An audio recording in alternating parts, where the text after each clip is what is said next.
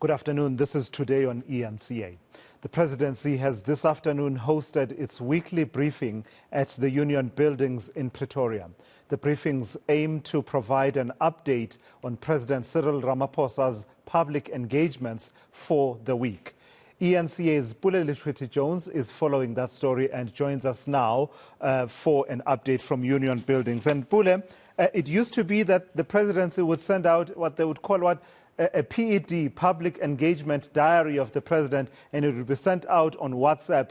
A few weeks ago, this switched to a full-on weekly media briefing by the spokesperson to the Presidency, Vincent Magwenya. What came out of today's briefing?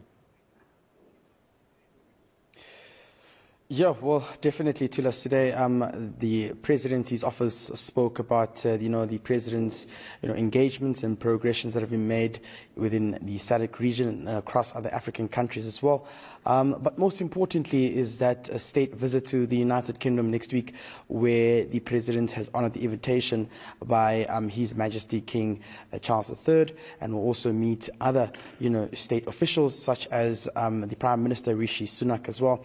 And most importantly, they will be discussing issues that speak to infrastructure, mining, and energy, which is quite important as well, which the President has made commitments to say that much more must be done in terms of resolving the energy crisis in this country. Also, subsequently speaking to the issue of, securing financial investments that can try and pump up the energy sector in this country.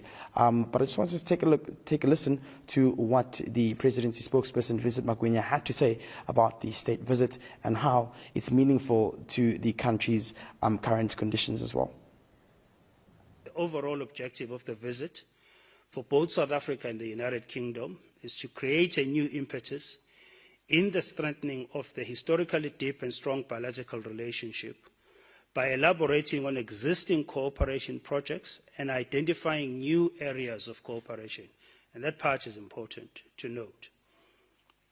I then went on to enumerate the overarching themes that have been identified to guide the substantive engagements, and those are trade, investment, and inclusive economic growth, including infrastructure investment, climate change and energy, health, education and skills development, science and innovation. At the end of the visit, Ntebo will provide more details on the memorandums of understanding and cooperation with regard to science and innovation, also on health cooperation, which will be signed during the state visit. Yeah, so it's an important state visit, also because it's billed to be King Charles's first incoming state visit since ascending the throne in the United Kingdom. So it is quite significant. And the UK in South Africa emphasizing that signals and that says how important that bilateral relationship is. That President Ramaphosa would be the first head of state to be hosted by King Charles as king. But the president, while he's out there meeting King Charles as well as the other authorities in the United Kingdom, at the back of his mind, I suppose, the whole issue around power cuts in this country, the crippling power cuts.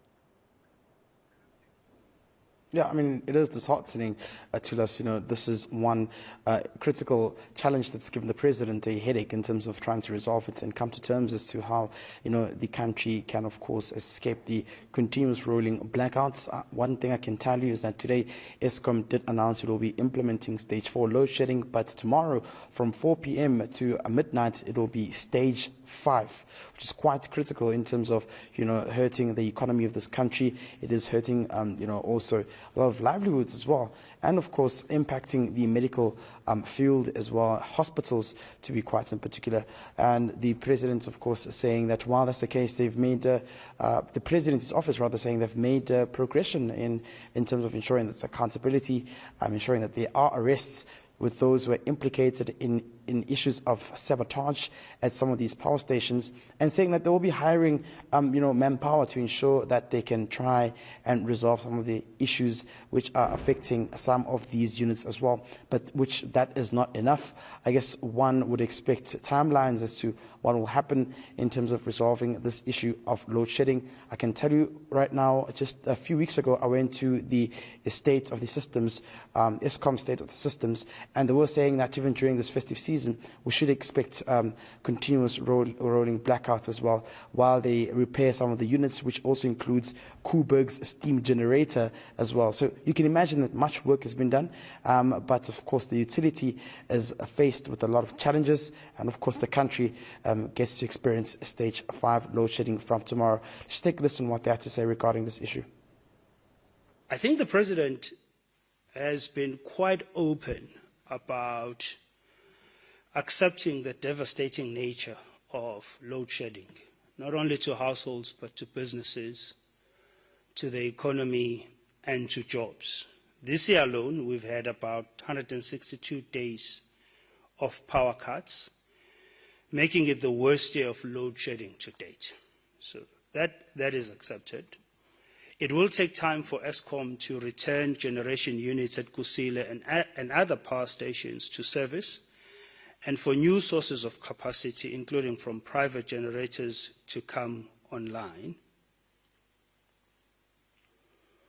As I've stated, for households and businesses that have been so badly affected by the intermittent power supply, the prospect of more load shedding is deeply disheartening. It is difficult at times to remain optimistic when the results of our actions are not felt immediately. Yet at the same time, we must say that there's a range of initiatives that are already underway that will make load shedding a thing of the past. Just lastly then, Pule, any of the controversies coming up during that briefing? Because part of the benefit, and Vincent Magwenya, I don't mind saying this, must be commended for this, because there used to be a time when there would be a big issue playing out nationally and you'd be scrambling all over the place to try and find the voice of one of the most powerful constitutional offices, if not the most powerful constitutional office in the country, and there would be nowhere to be found to account. So I'm wondering if these briefings, since he started them a few weeks ago, are they taking a particular tone? For instance, was he today asked about any of the big controversies, para, all these issues around the deadline for the independent panel and the setting of the date for the National Assembly to debate the issues around para, for example? Yeah, definitely. I mean, the engagements have set quite a good precedent, and you rightfully say that this comes at a backdrop of some of the criticism that has been pointed towards the President's office in terms of the, being reluctant to speak to the media and, update the nation on quite critical issues such as, load shedding. Some of the, media colleagues as well have raised points to say that the President can not only update when it's in relation to COVID-19 and not other matters as well. And, during these engagements, we get to understand and get the, sentiments around what is going on, and an update in terms of what you've just mentioned in relation to the Pala scandal.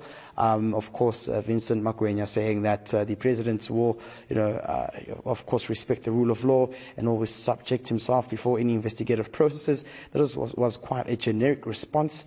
They are aware of the kind of a dark cloud that's hanging over the President. While visiting the UK, there's still that possible, impeachment process which may unfold in regards to the panel's decision as well when they finally come to a conclusion. So it gives you, quite kind of a breath in terms of some of the updates we're getting from the state's officers, and it's quite, significant in terms of transparency. We also now understand that the Presidency says one of the key milestones of the COP27 was the financial agreements commitments to address and undo the damage caused by global warming. So those are the kind of updates which one would say are very critical in terms of steering the ship forward and updating the nation as to what's important and what's the latest in terms of the affairs which may impact the country positively or negatively.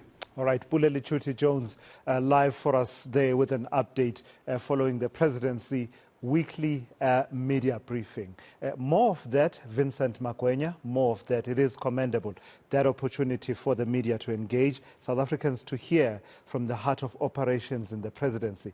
But it doesn't, of course, take away the need for the man himself that we all, South Africans, as many South Africans as possible, voted for, to then be accountable from time to time. He should be there at that podium taking questions.